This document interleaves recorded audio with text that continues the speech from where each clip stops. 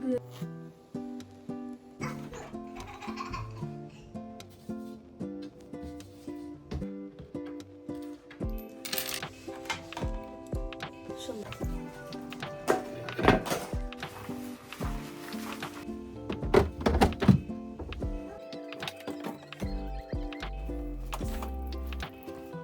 একটু ফ্রাই হয়ে গেছে।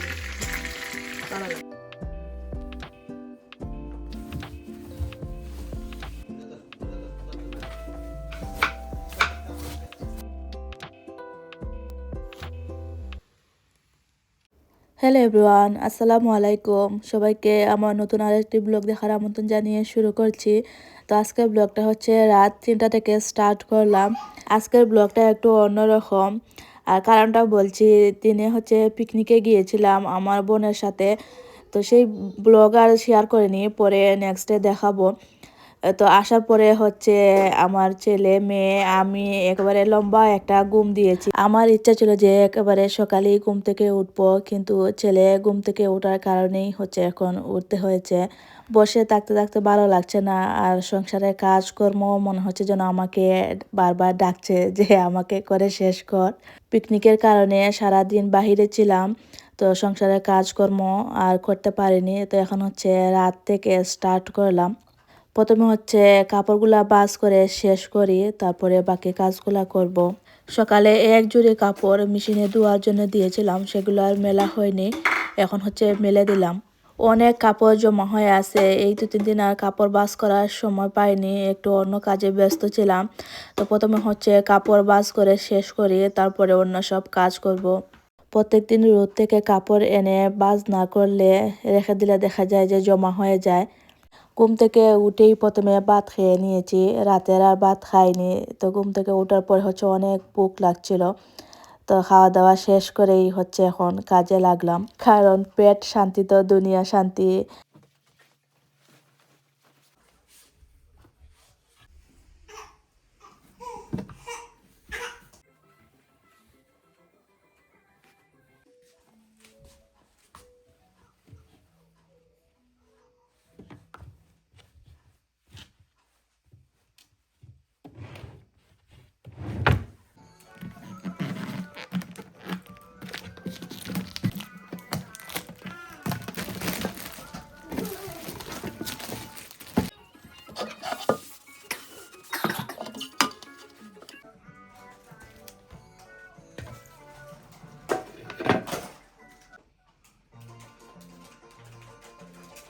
কাপড় ভাঁজ করতে করতে সকাল হয়ে গেছে, মানে এত কাপড় জমা ছিল। তো এখন হচ্ছে চা খাবো, আর একটু পরে আমরিনকে নিয়ে স্কুলে যাব। ওকে স্কুলে দিয়ে এসে হচ্ছে একটু টাইম ঘুমাবো, তারপরে হচ্ছে আরো অনেক কাজ আছে। আমরিনকে স্কুলে দিয়ে কিছু বাজারও করলাম।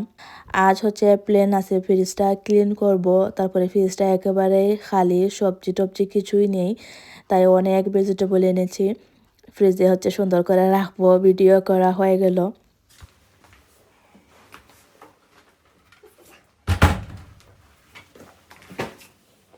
এখন হচ্ছে আপনাদের সাথে টাকা জমানোর একটা টিপস শেয়ার করি। প্রত্যেকদিন বাজার করে আসার পরে দেখবে যে অনেক খুচরা টাকা থাকে। আমাদের এখানে হচ্ছে 1 ইউরো, 2 ইউরো, আর এর উপরে হচ্ছে সব নোট। প্রত্যেকদিন বাজার করে আসার পরে আমার কাছে খুচরা যত টাকাই থাকে না কেন, যেমন 1 ইউরো বা 2 ইউরো, এগুলো আমি পটের মধ্যে ঢুকিয়ে রাখি, মানে ব্যাংকে। আর 5 সেন্ট, 10 সেন্ট এগুলো আর রাখি না। এই 1 ইউরো, 2 ইউরো করে জমা করতে করতে দেখা যায় যে 6 মাস বা বছর পরে অনেক টাকা জমা হয়ে যায়। নর্মালি আমরা প্ল্যান করে কিন্তু টাকা জমাতে পারি না। তো এভাবে 1 ইউরো, 2 ইউরো করে জমা করে দেখবে যে একটা সময় অনেক টাকা হয়ে যাবে। তো আমি প্রত্যেক বছরে হচ্ছে একটা ফুল করি, তো কাটার পরে আমার প্রায় এই 700-800, কোনো সময় 1000 ইউরো হয়ে যায়, মানে বাংলাদেশের টাকায় 1 লাখ টাকা। বুঝতেই তো পারছো। তো এমনি যদি নর্মালি চিন্তা করি তাহলে 1 ইউরো, 2 ইউরো তো কিছুই না, কিন্তু জমা হতে হতে দেখা যায় যে একটা সময় অনেক টাকা হয়ে যায়। টাকা জমানোর জন্যে আমার এই আইডিয়াটা একবার ট্রাই করে দেখবেন। ফ্রিজটাও ক্লিন করে নিয়েছি। রোজায় মানে বেহাল দশা হয়ে গিয়েছিল, তেল টেল এগুলো পরে। আর এগুলো হচ্ছে শুটকি। আর এখান থেকে এই যে ময়লা, তারপরে এক্সট্রা যে জিনিস পচে গেছে এগুলা ফেলে দেব। কিছু বাজারও করেছি সবজি, এগুলা এখন ফ্রিজে ঢুকিয়ে রাখবো। এগুলা ধুয়ে দিয়েছিলাম, পানি ঝরে গেছে।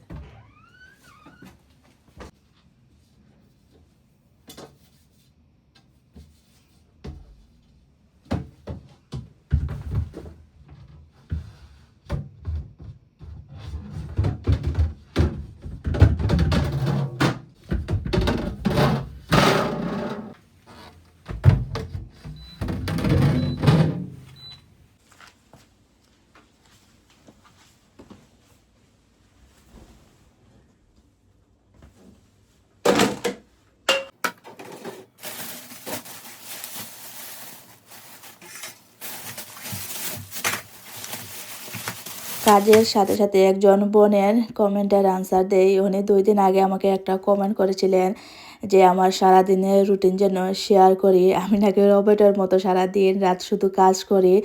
তো ওনার কমেন্টের উদ্দেশ্যটা এটাই যে আমি অনেক সুন্দর করে সব কিছু মেনটেন করি বা সুন্দর করে কাজ করতে পারি, কীভাবে সব কিছু ম্যানেজ করি সময় দিয়ে। তো এটার জন্য শেয়ার করি। আমি কিভাবে সময় মতো সব কিছু ম্যানেজ করি এটা শেয়ার করলে উনি ধারণা পাবেন। নেক্সট কোনো দিন আমার সারাদিনের রুটিন নিয়ে একটা ব্লগ বানাবো। তবে বাচ্চা কাচ্চার মায়েদের হচ্ছে নর্মাল মানুষের সাথে মিলবে না। কারণ এই যেমন ধরো আমার ছেলেটা রাত 3টার সময় ঘুম থেকে উঠে গেছে, তো আমি 3টা থেকে কাজ শুরু করে দিয়েছি। তো নর্মাল মানুষের তো আর এই রুটিনটা ফলো করতে পারবেন না বা মিলবেও না। বাচ্চার মায়েদের আসলে তেমন ধরা বাঁধা রুটিন বা নিয়ম নেই, বাচ্চার সাথেই হচ্ছে রুটিন। বাচ্চা যখন ঘুমায় বা কাজ করতে দেয় তখনই হচ্ছে আমরা কাজকর্ম করি। কাজকর্ম সঠিকভাবে বা সময় মতো করতে হলে সময়টাকে গুরুত্ব দিতে হবে। যেমন ধরো সকালে ঘুম থেকে উঠেই ঠিক করে নেবে যে আমি এই সময়ের মধ্যে এই কাজটা করব। এভাবে সময় মেনটেন করে দেখবে সময় মতোই সব কিছু করা যায়। তা আমি হচ্ছে 12টার সময় ঘুম থেকে উঠি। ঘুম থেকে উঠেই হচ্ছে বাসায় পরা কাপড় চেঞ্জ করে এক দৌড়ে হচ্ছে আমার মেয়েকে স্কুল থেকে আনার জন্য যাই। আসার পরে হচ্ছে ফ্রেশ হই, এই ছেলেকে খাওয়াই, মেয়েকে খাওয়াই, আমি নাস্তা করি, তারপরে আমার ব্লগ আপলোড দেই। তখন হচ্ছে 2টা 2:30 হয়ে যায়। তখন যদি রান্না করা না থাকে তো রান্না করি। রান্না করে হচ্ছে আমি গোসল করে নামাজটা পড়ে নিই। তারপর হচ্ছে আস্তে আস্তে সংসারের কাজকর্ম করি। আর রান্নাটা হচ্ছে আমি রাতেই করে রাখি, সেই কারণে আরও একটু সময় পাই। দুপুরে রান্না করতে আমার একটুও ভালো লাগে না। দেখা যায় যে যদি কোনো কারণে রাতে রান্না করতে না পারি তাহলে হচ্ছে দুপুরে রান্না করি। রাতে রান্না করে রাখলে দিনে হচ্ছে অনেক সময় পাওয়া যায়। যারা কিনা বাচ্চা কাচ্চার মা রাতের বেলায় একটু কষ্ট করে রান্না করে রেখে দেবেন, দেখবেন যে দিনে অনেক সময় পাওয়া যায় বা অন্য কাজ করা যায়, অথবা নিজেকেও একটু সময় দেওয়া যায়। আসলে অন্যটা দেখে তো ধারণা পাওয়া যায়, কিন্তু সেটা যদি বুদ্ধি খাটিয়ে নিজে করতে না পারো তাহলে হচ্ছে কোনো কিছুই মেনটেন করা যায় না। ফ্রিজটা ক্লিন করে সবজি ঢুকিয়ে নিলাম। এখন আমার বেলকনিটা একটু পরিষ্কার করছি, ঝাড়ু দিয়ে মুছে দেব। এই বেলকনিটা তেমন একটা ময়লা হয় না, যেহেতু আজ ফ্রিজ ক্লিন করেছি সেই কারণেই হচ্ছে এত ময়লা হয়েছে।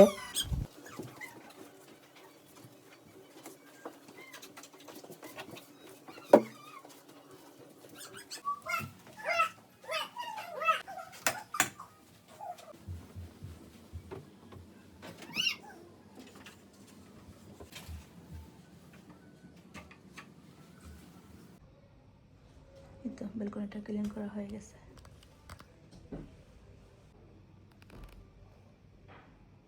সব কাজ শেষ করে গোসল করলাম, নামাজ পড়লাম। এখন হচ্ছে বিকাল হয়ে গেছে, হাজব্যান্ড এসেছেন কাজ থেকে ভাত খাওয়ার জন্যে।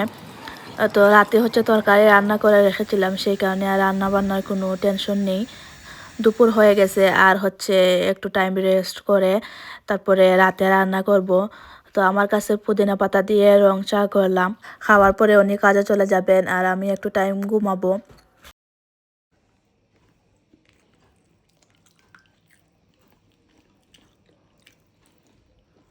এখন বাজে রাত 10টা, অনেক টাইম ঘুমিয়েছি।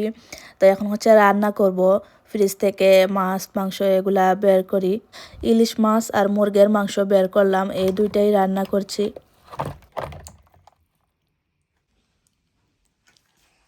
একটা জিনিস দেখায় ফুয়াই ফেলাইছে পানি হ্যাঁ বই নিয়ে খুচরা পানি ফেলাইছে মারমুনে পরে দেবে আম্মু পুষমুনে তুমি পারতা না আম্মু পুষমুনে ফুটি কথা বড় হয়ে গেছে রে আর কদিন বাদে আমার সব তাতে হেল্প করবো মাশাল্লাহ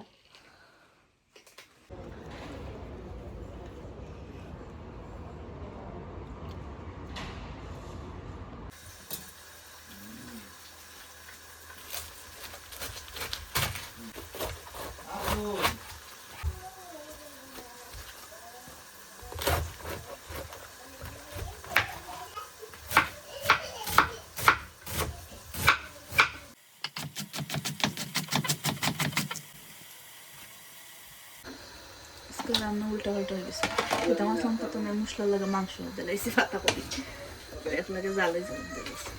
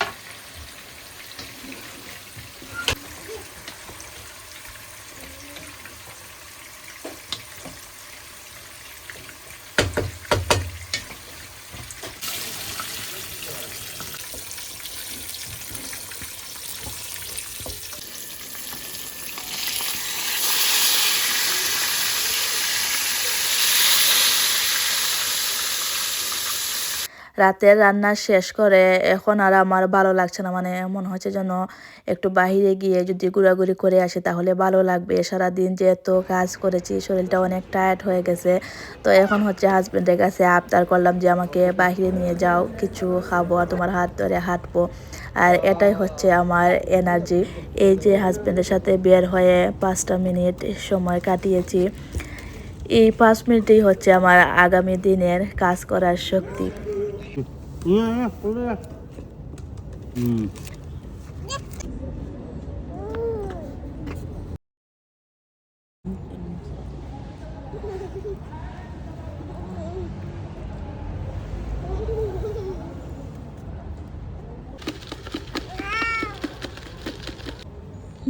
Ai.